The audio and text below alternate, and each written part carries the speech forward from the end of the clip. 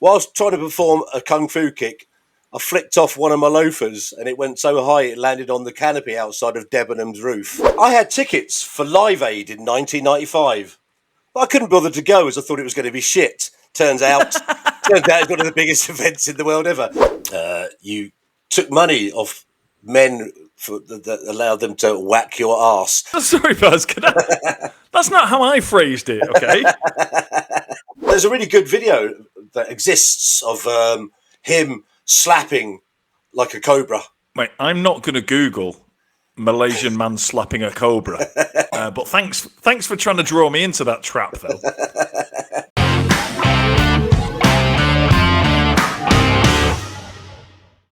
Hello, and welcome to a very special edition of the Mildly Controversial podcast. This week, we are having a challenge, myself and Baz. We're having a challenge for who is the best bullshitter.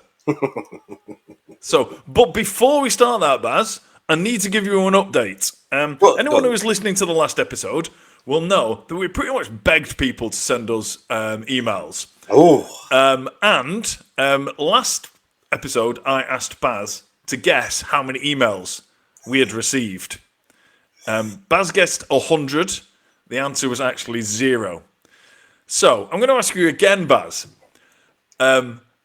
Since last week, how many emails do you think, after begging for emails to be sent, how many emails do you think we got? Oh God, I hate this. Let's go for 1. Double that, Baz. We got 2! Thank you, 2 people emailed us.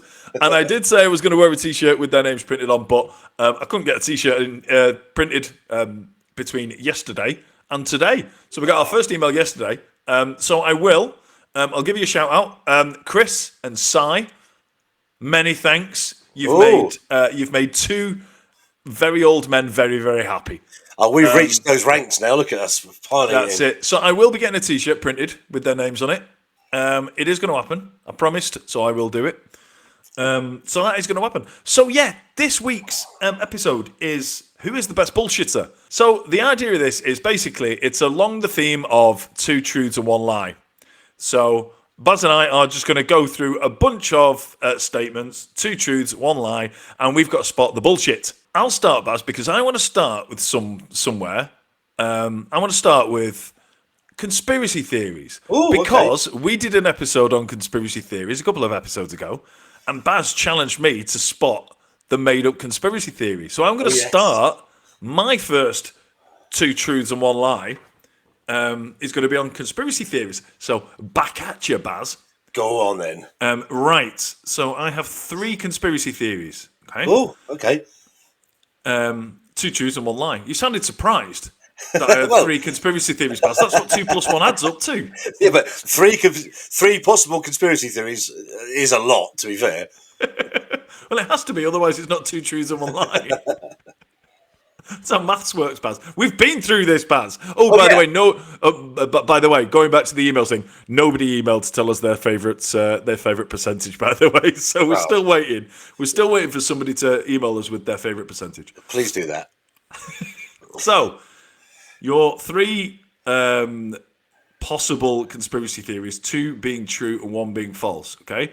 Yeah. The first one. Chemicals in the water have turned the majority of frogs in the USA to gay. All right.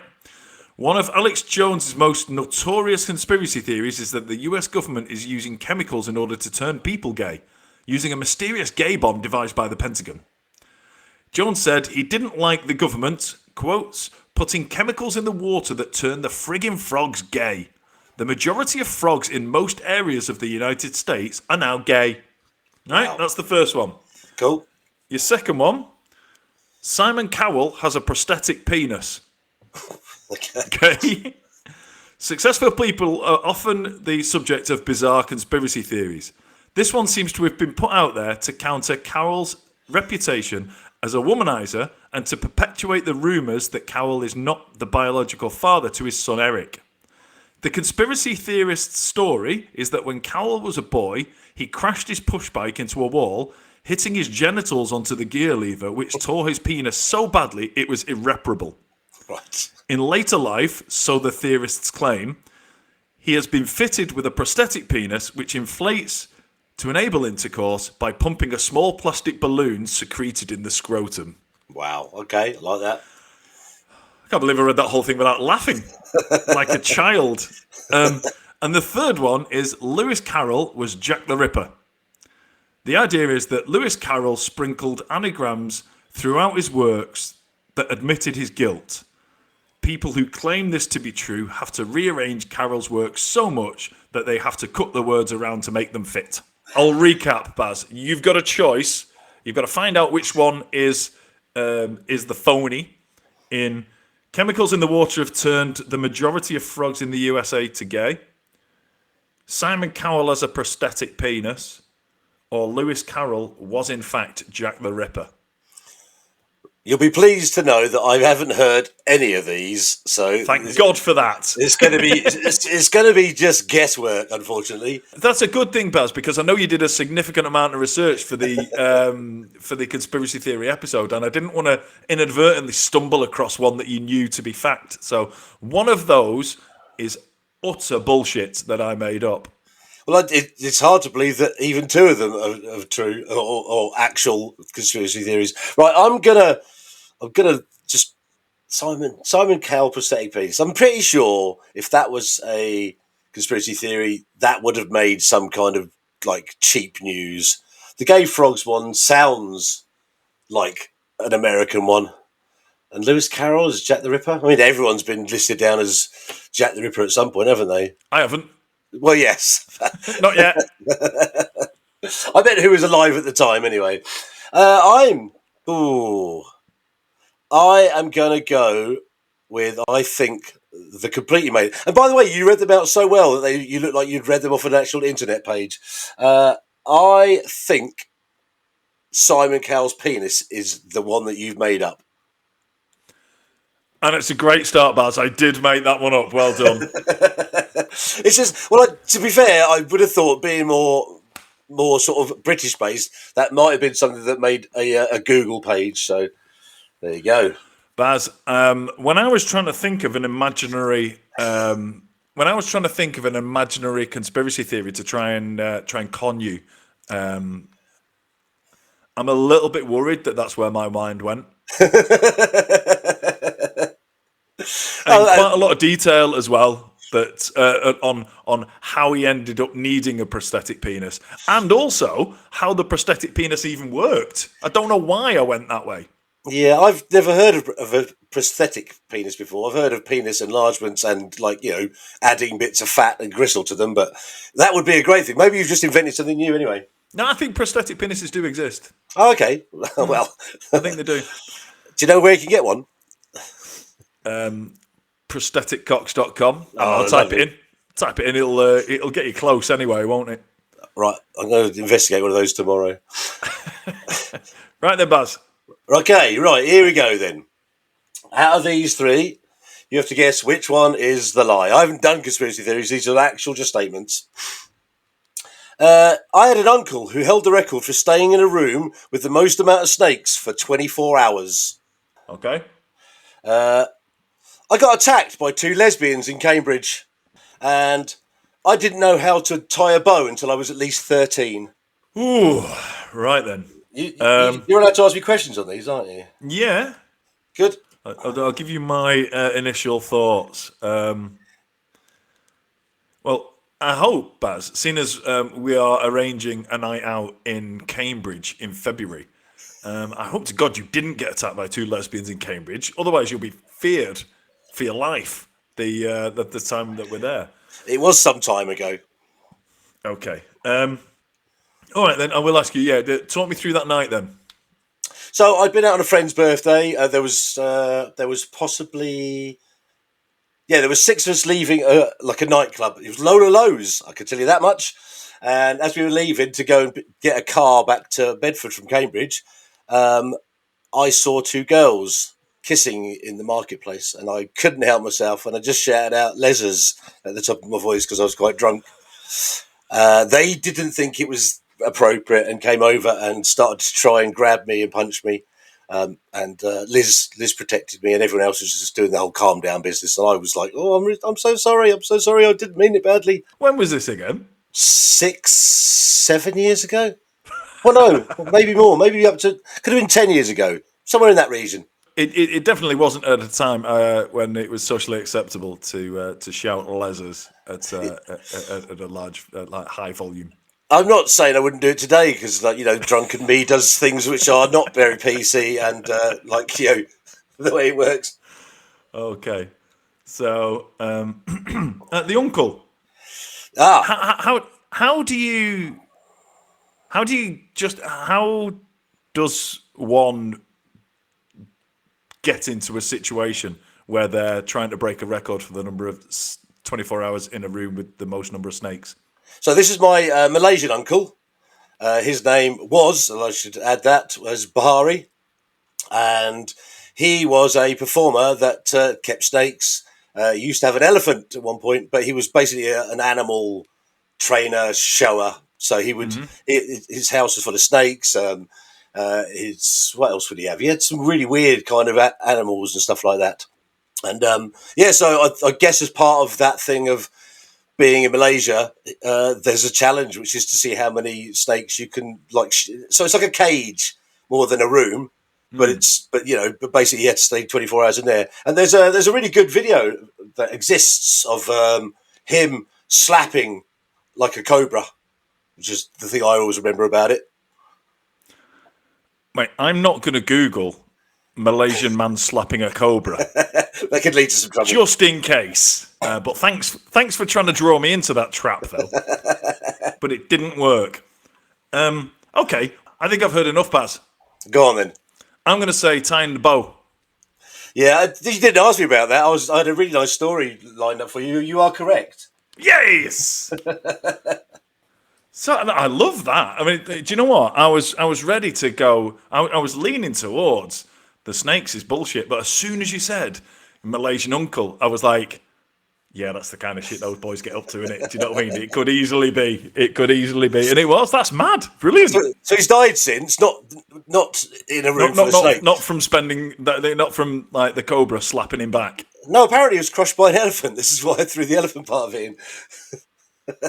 Your uncle was crushed by an elephant. His own elephant, yeah. Jesus. But yeah, he got bitten by snakes numerous times. I think he had fingers missing and stuff like that. This is amazing. I can't believe that you've got an uncle that was literally crushed to death by an elephant, and that wasn't included in one of your statements of your 2 truths and 1 lie. Oh well, yeah. I thought the Guinness Book of Records was the best part. I've got to be honest. Yeah, well, I'm sure he enjoyed it more. Right then, so it's 1-1. So yeah, at the moment, we're both pretty shit bullshitters. Yeah, because we've got 0 from 2 basically. So we've got a point each, but just by both of us being inept. Right, you'll go then, sir. Okay, right. I'm going to go. My next one. I'm going to go with the 3 things are. I once overcame my fear of snakes with the aid of a large amount of alcohol. Oh. I'm still terrified of frogs, and I can't touch cotton wool. Oh. It's tough because I know you enough to have an opinion on these, but we've never discussed snakes or frogs until recently. And the cotton one is definitely is an allergy or a fear. Talk me through this. So snakes and alcohol. You got over your fear of snakes with alcohol? Yes. Tell me about how you got over your fear of snakes with alcohol. I was when I was working in my corporate job. We had a conference, and in the evening there it was I'm a Celebrity themed. So they had you could eat no live stuff, but you could eat mealworms and all that kind of caper. But I didn't bother with that. But then I saw across the room there was the snakes and this really long python, and I saw it from the other side of the room, and I was terrified of snakes, and I just thought I'll go. Shall I go? Shall I go? And I was like, nah. And then as the night went on and I got more drunk, I was like, oh, will I give it a go? And I was like, all right. So I got pissed enough to go up and like touch it and then run away. And then as the night went on and the alcohol got more and more, I ended up with the thing round my neck. So became a snake lover. exactly. I won't say I'm a snake lover, but since I have encountered another snake in a similar sort of situation, and apparently I'm not scared of them anymore. But and look, I mean, if one came in the house, I'd shit myself. Yeah. But I'm not scared enough that I can't go and handle one now. What was your statement about frogs? You don't. I'm terrified of frogs. Oh, okay. So is this something you've always had your entire life? You Pretty much. Pretty much, it's an irrational thing, just as all fears are irrational. Yeah. It's just they look all right, but the crafty little fuckers, they'll sit still for ages, and then just as you're getting comfortable with them being around, they'll jump at you. That's what I don't like. Because they'll hide in the grass, and you'll be mowing the lawn or whatever. Because you used to have quite a few where I used to live. Yeah. And I'd be mowing the lawn, and it's just the way they fucking ambush you. They jump out at you. I mean, look, I know they're not going to hurt me. Do you know what I mean? Yeah, well, it's not like it's those ones that you use for fucking poison darts or whatever. You know what I mean? But I know it's not it's not a rational thing for a middle-aged man to be scared of frogs. But yeah, I am. And the last one was just you don't like cotton wool. Was it cotton wool? It's not that I don't like it. I can't touch it. You can't touch cotton wool. It's I don't know what it is. It's something about the texture or that squeak kind of noise that it makes. It just kind of sends kind of like gives me chills, and I can't. So no. Yeah, see, I sort of remember in the time that we spent building stuff together, whether we had to do anything with cotton wool, and I don't think we did. So I can't really. I'll tell you, we definitely didn't. Yeah.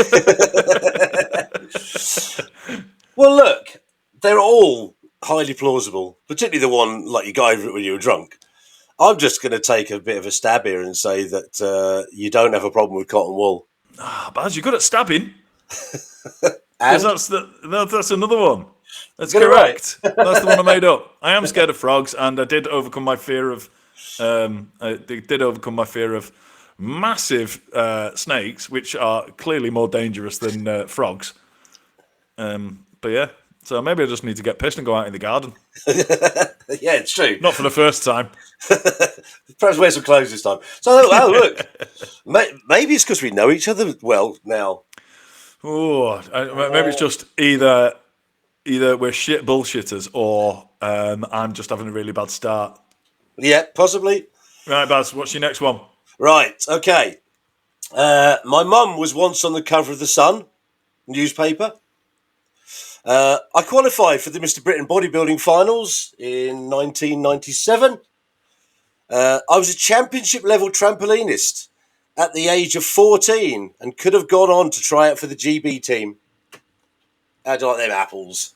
Oh, why was your mum on the front of The Sun? So it was the Queen's Jubilee in 1977, and when the Queen came to Bedford, all of us were outside our school. We had our parents with us, and so she was like, you couldn't see me because I was too little, but she was literally opposite the Queen when they took a photograph of the Queen in the crowd.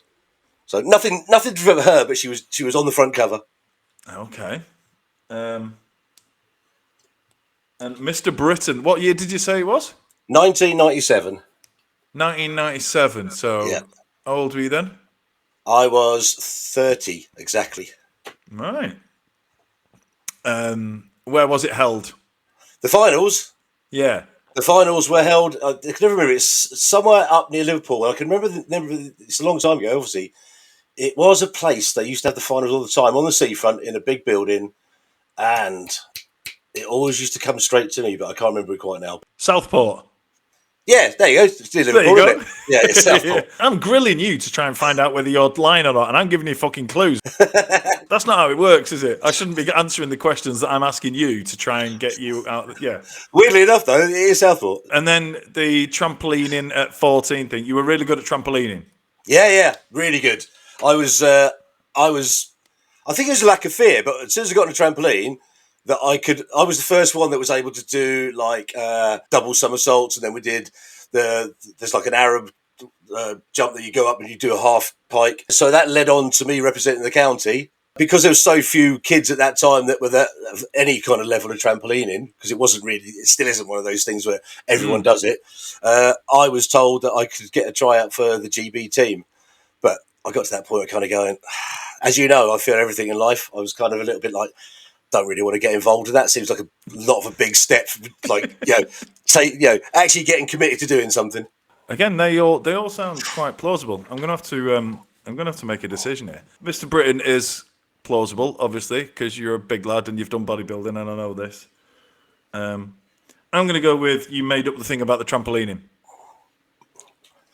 I actually got some drumsticks here, and I really wish that I could do them. And I managed to get one past you. Oh! So the trampolining one is true, the bodybuilding one is true, and my mum wasn't on the front cover of the Sun. Your mum was never on the Sun, right? That's you taking a 3-1 lead. Yeah. Oh, very good. Do you know what? I was when you said your mum was in the Sun, I was getting really confused, and I was remembering the story that Rick told me about his mum. So I nearly accused your mum of running brothels. So I stopped myself just short of that, because that would be quite disrespectful to your mum. God rest her soul. Yes, bless her. It's like let's not start a rumor now. Now that she's gone. Okay, good stuff. Right, you're 3-1 up. Right, my next one then. Okay, we'll do a quick one here, Baz. Go on. Celebrities' real names. Ooh. Okay. Drake's first name is Aubrey. Bruno Mars is called Peter. Meghan Markle is called Rebecca. Oh. Right. So I thought I would have heard about Bruno Mars because I like him. Drake obviously sounds completely wrong as Aubrey, but then many people have had the most ridiculous names, famous people in history, haven't they? I would have thought if Meghan Markle had another name, it would have made a much bigger splash in the news. But then she is an actress. I don't know. It's weird, isn't it? Like, would she be, one of the princesses or formerly princesses of this country with an actor's name? I'm going to go for Meghan Markle. Oh, fucking hell. You got it right, but for the wrong reasons. Oh, she's not called Meghan Markle. Oh, right. She's called Rachel Meghan Markle. Oh, right. Okay. Oh, I didn't think that through, did I? So Aubrey. She's 4-1 up. Aubrey. Drake's real name is Aubrey Drake Graham. Mad. Bruno Mars' real name is Peter Jean Hernandez. Oh, the Hernandez. Meghan Markle is called Rachel Meghan Markle. Oh, so yes, she's just literally, I get it. I thought I wasn't putting you off the scent much. I thought you might have heard it at the wedding, and I thought the Rebecca Rachel thing was enough to fox you, but it wasn't. I walked myself into a trap. Well, actually, it's just my inability to watch news that actually said what her real name was. I just assumed there wasn't any news. Well, I didn't watch the wedding anyway, so No. it would have passed me by, to be fair. Right, 4-1 up, Buzz. Right, quick fire round. I broke my arm while sleepfrogging someone. I love animals and have 8 tattoos of animals on my body. And I've abseiled from the top of County Hall, Bedford, for charity. I'm going to say the middle one is true. I know you love animals, and I know you've got a vast amount of tattoos, and some of the tattoos are animals. So I'm going to say that one's true. Yeah. So okay. it's a 50-50 between leapfrogging and abseiling. And I'm going to say you didn't abseil down Bedford County, whatever it was. Down the side of County Hall. I didn't abseil down the side of Bedford County Hall. Yay! It's a point for me then. Yes, it is. Spotted your bullshit. So I had a chance to, but I was hungover and I didn't turn up on the day. I was hungover for my parachute jump, by the way. Oh, did you do it? Yeah. Oh, God, yeah, okay. I did a parachute jump in. I could have used this as one of my things. I did a parachute jump in the clothes I went out in the night before because I'd got so pissed, and it was my birthday, and we'd had a lock-in that I'd basically gone home, fell asleep on the settee, and then my brother knocked on the door to take me up to the place where the parachute jumped. So I did it in like literally in the clothes I went out in like Chelsea boots and everything. See, if you'd have said that one, I would have said bullshit. I should have used that one, shouldn't I? Right then, I've got another Go on. celebrity one, Baz. Go on then. Here are 3 celebrity facts, 2 of which are actual facts and one of them is bullshit. Right, okay. First one. Elvis Presley was actually a natural blonde who applied boot polish to his hair to make it appear black. Ricky Wilson, lead singer of the Kaiser Chiefs, used to have selective mutism and didn't speak a single word until the age of 12. Wow. And the final one is actress Lucy Liu claims to have had sex with a ghost. Right. So it's kind of weird because there were early pictures of Elvis Presley with definitely lighter hair than later on when he had black hair. So that's a possibility. But I'm quite a big Elvis fan, and even seen. I wonder whether that would have been a thing that had come up in the recent film about him, but it didn't. So that's one. Lucy Liu in a ghost. Ricky Wilson, the mute. Right, I'm going to say that I think Elvis Presley is true, and I think the ghost one is true. I think Ricky Wilson wasn't a mute up to the age of 12. I'm not a very good bullshitter, Baz, because you've seen through that one as well. 5-2. Can I just say, though, that's a really great fact. What? Which one? The one that wasn't true? Yeah, it's made up one, yeah. Yeah. Well, I like to think I'm good at making up these things, but the numbers don't suggest I am, Baz, because I'm 5-2 down. Well, I'm just the ghost one was like literally. It sounded like too plausible to be something that you'd made up. And the Elvis one, like, because you obviously know a bit more about. But I just remember seeing photographs of him when he was younger, and he did have blonde hair. Boot polish. There you go. Rather than hair dye. Don't know what that's all about. I wonder if I could like put boot polish on the top of my head to look like I've got hair. Or on your Might beard. get- Yes, On your beard. You'd look like you'd look like David Guest. Well, I used to dye it.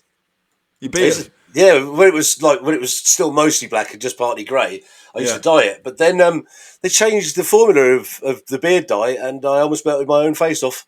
Ooh. It was very horrible. Yes, That could have been another one of these. I almost melted my face off with beard dye. I actually went to a weekend at Bogner Butlins, and I had to come home on the Saturday morning because my face was just a horrible blown up mess. I don't think you're the last person to come back from Bognor Regis with a horrible blown up face. It's not that bad in Bogner. Right, I am going to weigh in with this one. Right, I have a collection of beer mats going back to 1999. That's when I first started collecting them. Beer mats. The only swim stroke I could do is the breaststroke. Mm-hmm. And there are 11 people that live on this planet that have a tattoo made by me that's on them. Okay. Initial thoughts like that. Breaststroke is plausible because it's the easiest one to do, and I know a lot of people prefer it, and so on. So that's a good one. Beer mats is also plausible because my mother used to collect beer mats, and loads of people used to collect beer mats back in the day. And you're not quite as old as my mum, but not far off.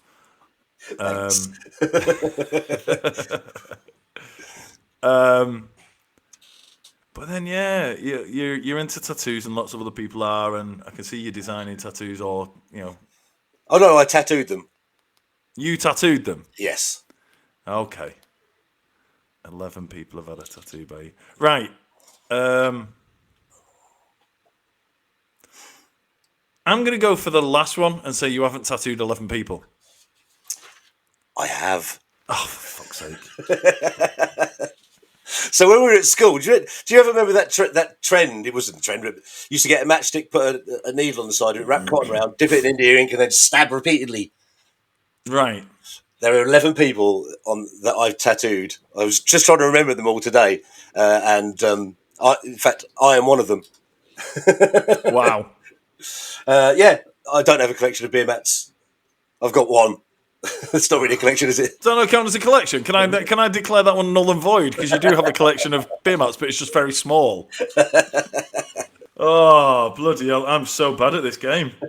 Maybe I'm just good at bullshitting. I think you must be, because so far you are definitely the best bullshitter. Okay, right. I'm gonna go for this one now. Statement 1. I once got sacked from being a paperboy for being wrongly accused of stealing Horse and Hound magazine. Okay. Okay.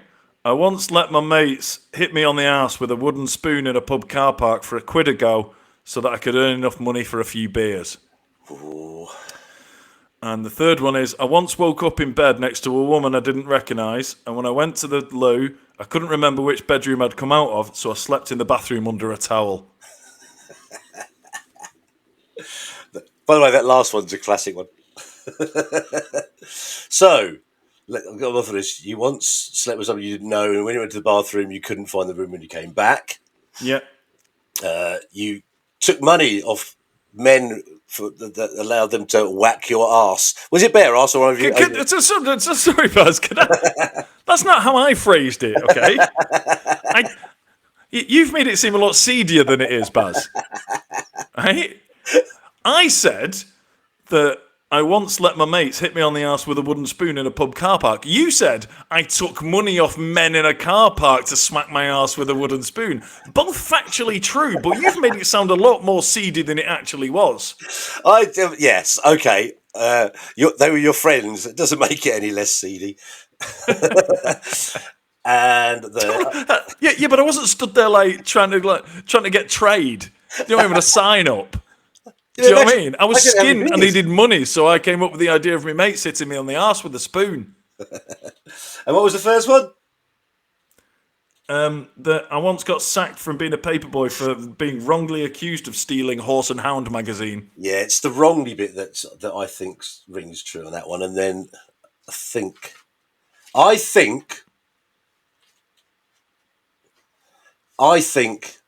you getting whacked by men that you knew in a car park with a wooden spoon for money is the false one. Oh, fucking hell, Baz. I'm fed up with it. This is a stupid idea. Let's just stop this now. It's not, Baz, this isn't working. And I thought this would be a good idea and create some entertainment for people, but it's a bit boring. I don't think it's going to work. We'll do something else instead. No, let's talk about this, the last one, because this is the story that I've focused on more. You basically, you saying you were wrongly accused for stealing Horse and Hound.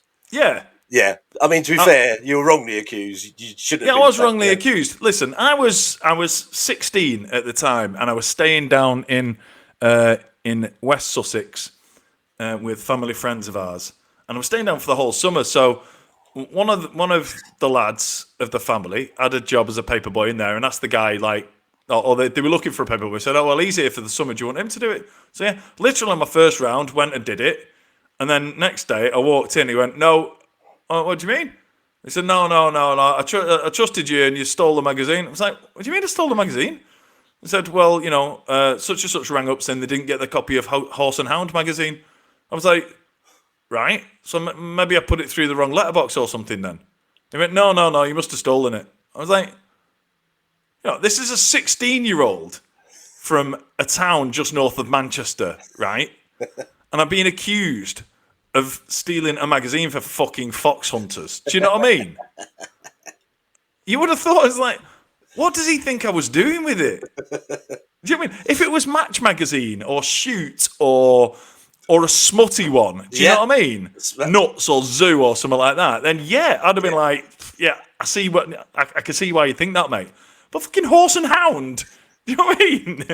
Do it like I was 16-year-old from just north of Manchester. I was like, do I look the type to get a red jacket on and play a fucking bugle on horseback?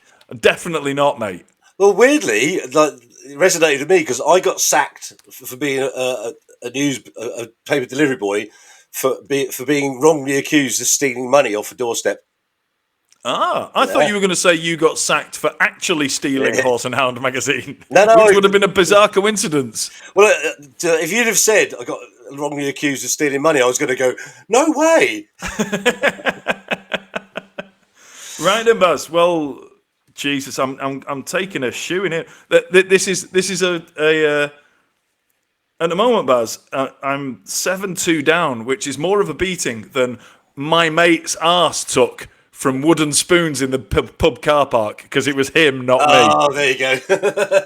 The story was true, it just wasn't me.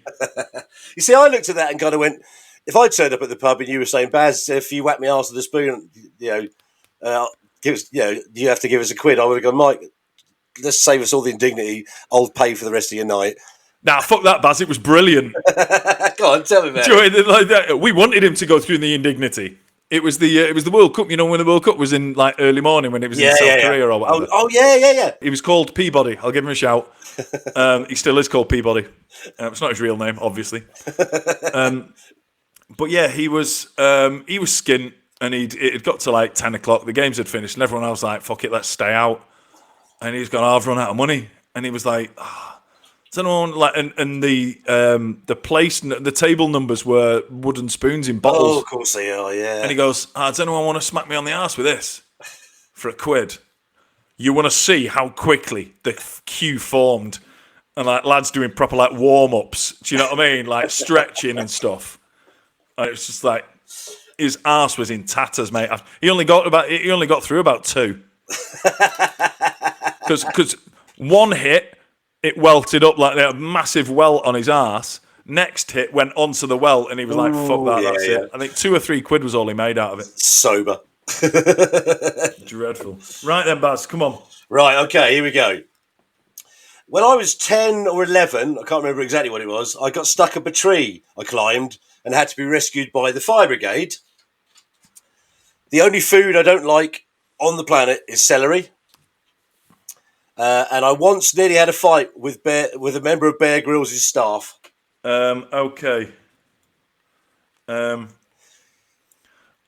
I believe that you had a fight with Bear Grylls' staff. Nearly had a fight. I think I've heard you mention the celery thing before. If you haven't, then you've done well to pull celery out of the air, because I'm sure you've mentioned that. So I'm going to say you weren't stuck up a tree. Cha-ching! Yay! I'm right. You are right. Hey! I definitely saw it was plausible that you'd get Larry with somebody's that Bear Grylls' team or whatever. Oh, no, it wasn't even like that. Go on. So one of the events I was working at, there was a Bear Grylls experience, and we were tasked, because we were building the show, to supply them with logs for their setup, for their camp and stuff like that. Told them where they were. When we went to collect some other logs that were for another event, they were all gone. So sent one of the lads who had gone to collect them down to where Bear Grylls had set up, and they were all being used there. They'd all set them out ready. So I said to him, "Look, politely, just go in there. So I'm really sorry, but these weren't all yours. You asked for 8, and you've taken 8, and but you've now got 14 on here." He told him to fuck off, and I was like, "Well, come on." So he was on the radio to this guy. I think his name was Ross, and he was, according to stuff we found out since, he was like one of Bear Grylls' right-hand men. Right. So on the radio, I'm saying, "Look, just tell him we're taking them." And so this guy apparently was just on the radio. Apparently he turned around and went, "Bring it," when they said we were going to come and get them. So that was it. You know, like when you're the other end of a large site, a large field. So we started heading over, and I met my tall mate Gareth and Tom. He was racing up there in his buggy. And so I was, whoa, slow down. So I hopped on with him, and we went up nice and slowly. And when we got there, he'd fucked off. He'd run away. He saw Angry Man with beard approaching. Literally ran away. Brilliant. I did climb a tree when I was 10 or 11, but I used to love climbing trees, and I could always get myself down. Real quick one here. I've been to Oman for a day. I've been to Singapore for 5 hours. I've been to Thailand for a week. Oof. Now, see, I know that you're well travelled, because, like, two of them are true, so yeah. Yeah. Yeah. It's just a matter of working out how well travelled and what kind of business you were doing. Because, so it's Oman for a day, Singapore for 5 hours, Thailand for a week.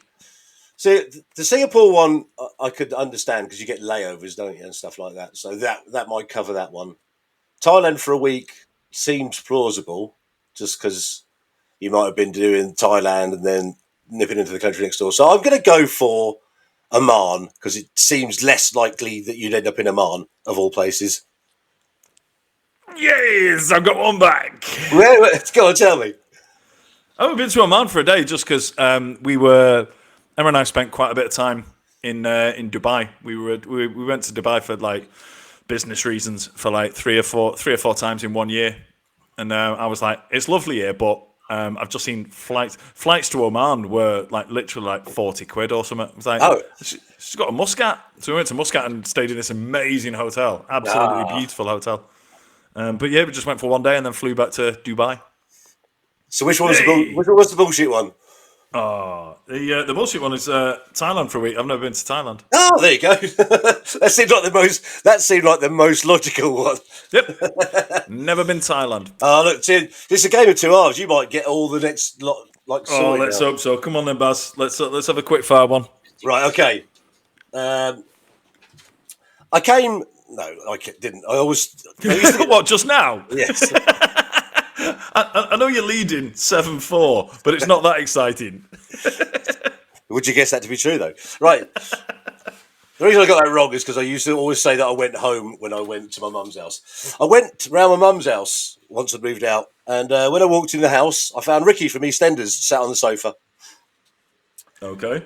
I have done a bungee jump, and just today I've been asked if I want to make a video for HelloFresh for their Christmas boxes because I look like Santa. Oh,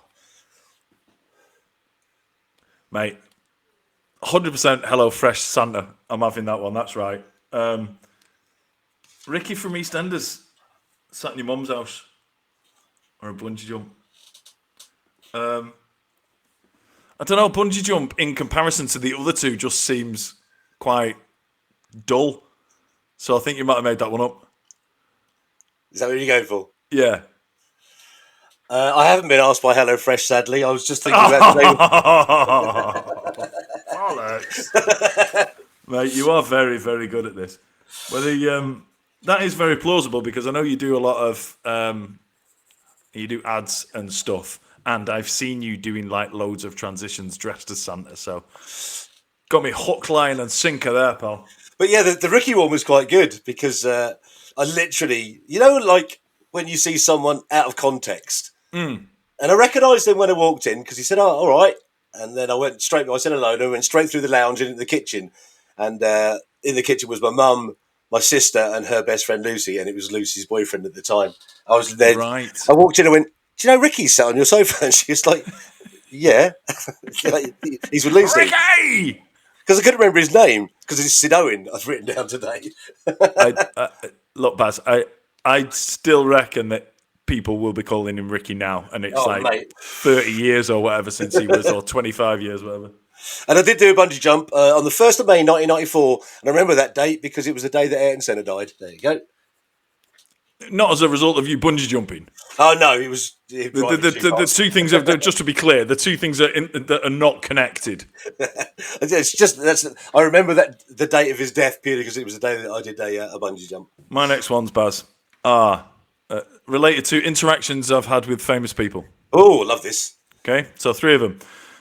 I managed to offend Bill Clinton within 5 seconds of shaking his hand. I once punched Tony Robinson in the arse live on television.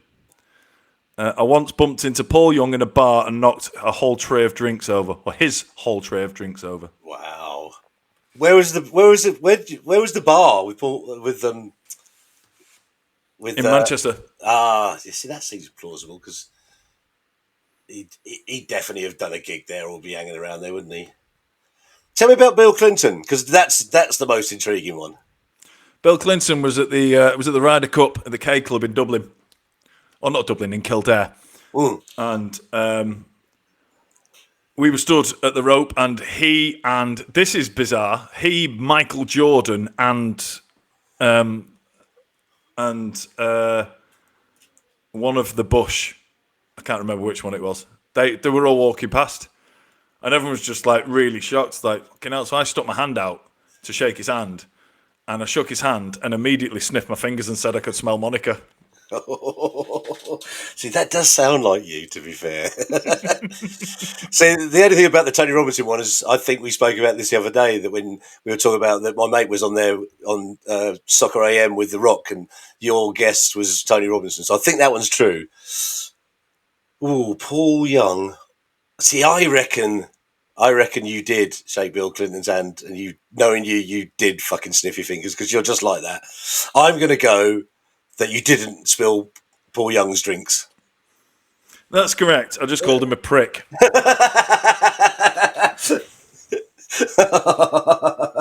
Yep, I didn't spill his drinks. I just called him a prick for pushing in front of me at a bar. Oh, you pushed in? Well, that's well deserved then. Yeah, exactly. And it was the same night I had an argument with Carol Decker about Bob the Builder. So perhaps I was a bit drunk and leery, but who knows? The jury's out on that. So I love the story about Bill Clinton. Yeah, he was quite smiley, and then I shook his hand, and then immediately, I thought I was going to get fucking. I thought a sniper was going to take me down. He was that annoyed about it, but well. Right, are you ready? This is quite a long one. Up until the age of 20, I owned a cellophane wrapped first copy of The Amazing Spider-Man from 1968, but I lost it because I'd moved house so many times that when I went to sort of go through my collection one day to find I basically lost all my comics. I used to have a really good collection of comics, and I've just found out recently that a mint edition, it was a UK one, could reach as much as £10,000. So I'm gutted about that. Ooh. I watched 5 seasons of Breaking Bad. That's 61 episodes in 9 days, so I could be up to date in time for the last ever episode when it was shown on Netflix. And I'm an in real life friends with a porn star, an actual porn star. Right. Okay. So one of my friends is a porn star. Breaking Bad, watched it all in 9 days, and I lost a potential £10,000. I always remember that one because it's the most expensive one. I had some other nice ones, but okay, I'm going for. I mean, they all are plausible, which is obviously the idea of this game, isn't it? I'm going to say that the Breaking Bad thing is true just because I did the same thing with 24. Oh, yes. 24 season 4 or 5 was coming out, so we got box set and old school box set on DVD and fired through it. That is 72 episodes, right? Yeah. Fuck. Okay. yeah. Oh, literally got to work knackered because we've been up till 4 a.m. Yeah. So I'm going to say that's true. You could quite easily be friends with a porn star, but I'm going to say that is the. I'm going to say that's the lie because I think the Spider-Man thing's true as well. I'm a great bullshitter. For God's sake. Stupid. This is a stupid idea, Baz. So I'm a real life friend with a porn star. I met her through the tattooing world. Okay. She used to get tattooed at the same shop as me. And when I went to Brighton Tattoo Convention, I met her there, and I've talked to her and her husband ever since. I did have a very significant collection of comics, but Spider-Man #1 wasn't one of them. Baz, I don't think I'm ever going to trust you again. And that's just the level of bitterness at losing this game that I'm willing to carry for the rest of my days. Okay. All right, then. I've got 3 more. So, right, here we go. Here's a little fun one, Baz. I'm a big fan of shops that have puns in their name. Oh, yeah. So I've got 3 for you. Okay. Right? We should do a whole episode on this. Oh, absolutely. There's a florist in Milton Keynes called Back to the Fuchsia. Beautiful. There's an optometrist in San Francisco called Ay Carumba. And our local plumber's merchant is called Tap of the Morning. Oh. See, these are really difficult because, obviously, there are obviously famous ones that people know, but, I'm just going to go for the one I like the most. Just because, it's going to be a pure guess. I'm going to go for Tap of the Morning. You think Tap of the Morning is... Fake. It's the other fake. two, yeah. Fucking hell, Baz. It is my favourite one of all of them. Oh, good. I mean, I'm glad that I'm better at it than people who've actually done it. Then that's okay. I don't mind losing. Then, that if I'm better at making puns than people who've actually made puns for shops before. The current scores are 11-4. Hey, listen. I think it's beyond reach. I just want to make this as a statement right now before we go any further. I have been completely decimated in quizzes with you in the past. This is payback for the TikTok quizzes, isn't it? Yeah. Right. I once played a round of golf with Eddie the Eagle Edwards. I once picked the first 5 horses home in the Grand National. And I own a paintball mask that I've never worn to play paintball with. Okay. Quick gut feel on this one is the paintball mask, I reckon, is true because you own loads of shit.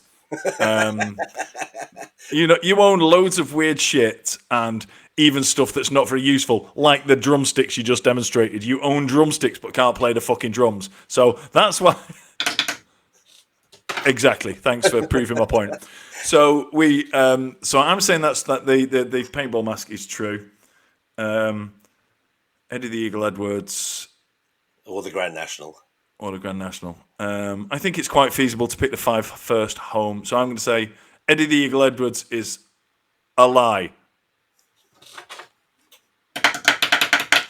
Yes, you're true. Hey! You're right. It's about time, Baz. Right then, I've got 2 more to go. I've been flown by helicopter into the Grand Canyon to have a picnic. I proposed to my wife by the Hoover Dam in front of our friends, and she laughed because she didn't think I was serious. And I've ridden a Harley Davidson down Route 66. I know that you've travelled quite a bit, as you said earlier, and I think you've done quite a few experience things. So I would say you've definitely ridden a Harley down Route 66 because, you're a man that, like you said, like fast cars and vehicles and stuff. And the helicopter thing, it does sound like something you would do because, like, helicopters are pretty cool, right? And then to go into the Grand Canyon. I've got a feeling that I know how you proposed to Emma. I'm not sure why. And I think she laughed at you, but I don't think it was in front of the Hoover Dam or in front of anybody. So I'm going to go that the fake one is that you proposed to Emma in front of the Hoover Dam. Well, you've fallen right into my trap. Go on then. Because I know we've spoken about me drunkenly proposing to Emma in a beer garden, and But this is when I proposed to her because we renewed our vows after 10 years. So I proposed again. Nicely played, sir. Genius, eh? Evil genius to try and get a point back. So which one is the fake one? The fake one is I haven't ridden a Harley down Route 66. In fact, I've never ridden a motorbike. Oh, okay. The reason I've never ridden a motorbike is because they're very, very dangerous. And I know that if I did ride a motorbike, I would fucking love it. Yes. So I've literally never ridden a motorbike because I know I would love it. Yeah, see, I had a motorbike when I was young and I crashed it and, like, I basically have a gimpy leg ever since then, to be fair. So, hey, kids, don't ride a motorbike. It's dangerous. Is that the medical term, Baz? Yeah, I think so, yeah. Yeah. and we also know somebody who lost his actual arm in a motorbike accident. So. Oh, yeah, and I've got a friend who lost the use of his arm in a motorbike accident. So let's not do it then. I'm right not to ride a motorbike because I know I'd fucking love it, and I can't trust myself on something as fast and dangerous as that. Oh, I love the fact this podcast turned into a sort of a safety advisory bit. Right, okay. I had a fight in Sainsbury's on a Saturday afternoon. I threw my assailant into a big stack of milk, and the whole thing came crashing down.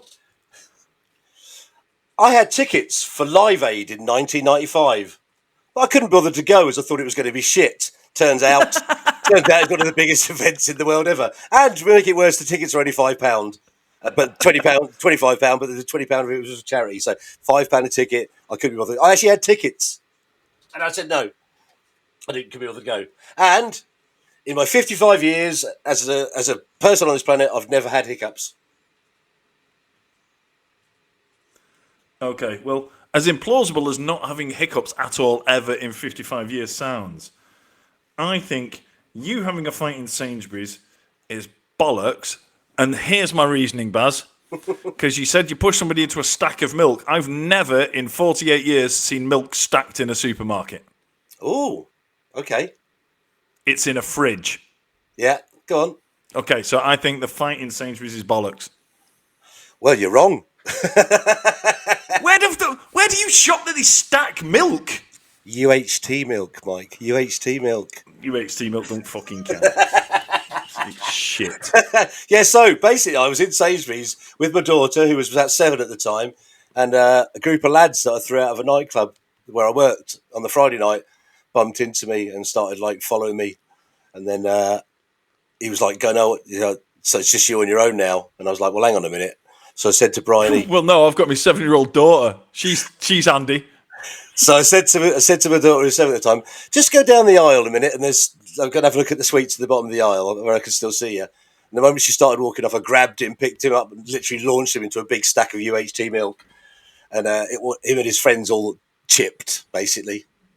Oh, mate, you've done me on your technicality, on your milk technicality. Yeah, it was a big stack of UHT milk. And I did actually have tickets for Live Aid, for fuck's sake. And I said, Wow. and I was like, I can't be bothered to go. It's not I going to be knew that that. good. I knew that one was true because I could hear the despair in your voice as you were telling us about it. After all this time, I'm still like, Yeah, exactly. It still hurts, doesn't what it? a prick. It still hurts.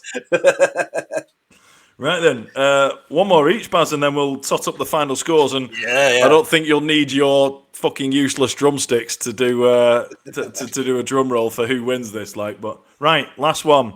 Go on then. My wife is related to both Mickey Quinn and Fergal Sharkey. My dog has more than double the number of Instagram followers as I do. And when I appeared on Soccer AM, Tim Lovejoy told me off for being funny. Oh, I see. The first one is because obviously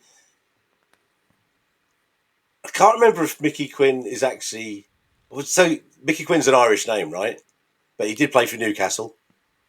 He did. Right. Yeah. So that, and Fergal Sharkey is Irish, and Emma, even though she's got a Geordie accent, is Irish. I know this, so I'm gonna stick with that one.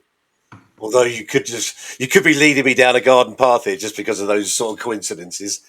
What was the other one? Oh yeah, Tim Lovejoy telling off for being funny. Yeah. Yeah, see, I've heard stories about Tim Lovejoy, like someone who knows him. So that sounds like he might have told you off for being funny. And what was the other one? That my dog has more than double the number of Instagram followers than I do. Mate, I should know this. I should fucking know this, shouldn't I? Because like you're on social media, and I know that your dog's got a social media account. Oh shit. I'm gonna go. I think you've tried to stitch me up here because you've always stitched me up. I'm gonna go.